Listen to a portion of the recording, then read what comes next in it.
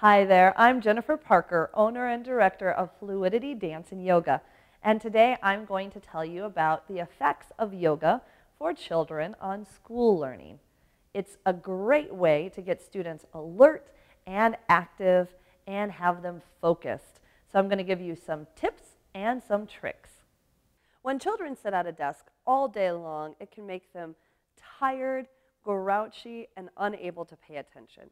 That's why yoga can be a wonderful thing to complement a school classroom.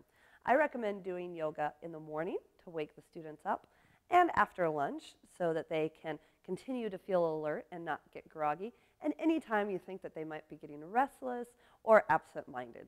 Some great things to remind the students of are to focus completely on what they're doing. Teaching students how to focus on one thing at a time can really help rub off into other areas of school learning.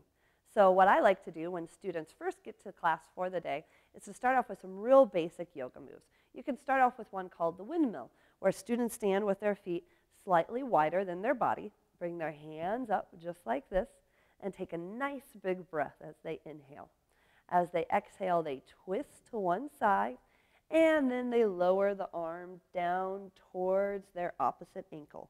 Now they can stop and look up at their hand, or if you want to keep them moving, you can inhale and bring it up, make them twist into the other direction as they reach forward and go for their leg.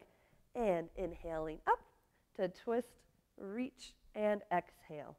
This will get their posture nice and long. It'll also get their blood working and their cells oxygenated so they're feeling more alert and more focused for the beginning of their day.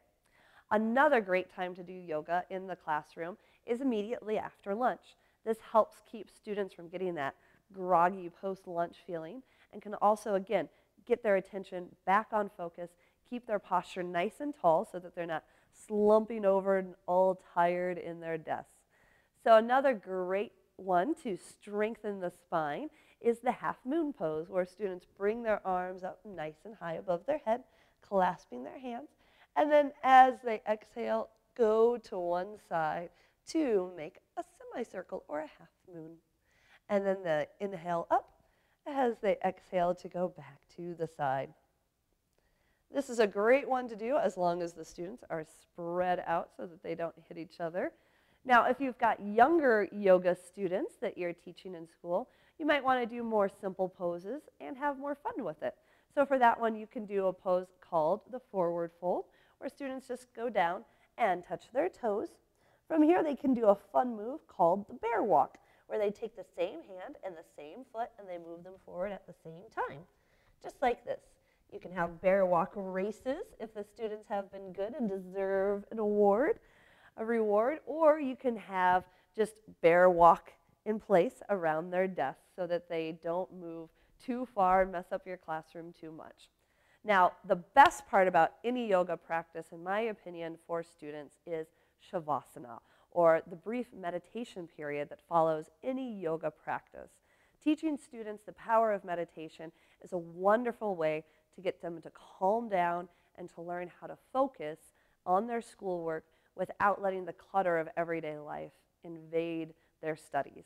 So I recommend having students sit in a nice, comfortable position, or even lay down on the floor if your floor is clean that day, and then placing their wrists right on their knees, and then guiding them through a meditative practice. So have them close their eyes and focus on their breath. Getting them to stop giggling at first might be a challenge, but eventually they will calm down, and you can get them to find a nice, long breath. Encourage them to release all the thoughts in their minds as they focus on nothing but just their breath in that moment.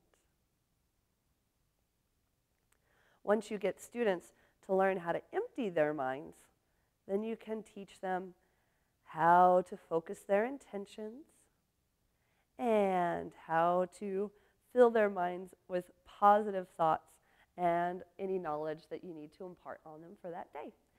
Now that you know some great yoga positions to do with children, as well as how yoga can affect school learning, I encourage you to incorporate yoga into any classroom, whether the children are younger or older. I'm Jennifer Parker with Fluidity Dance and Yoga. Namaste.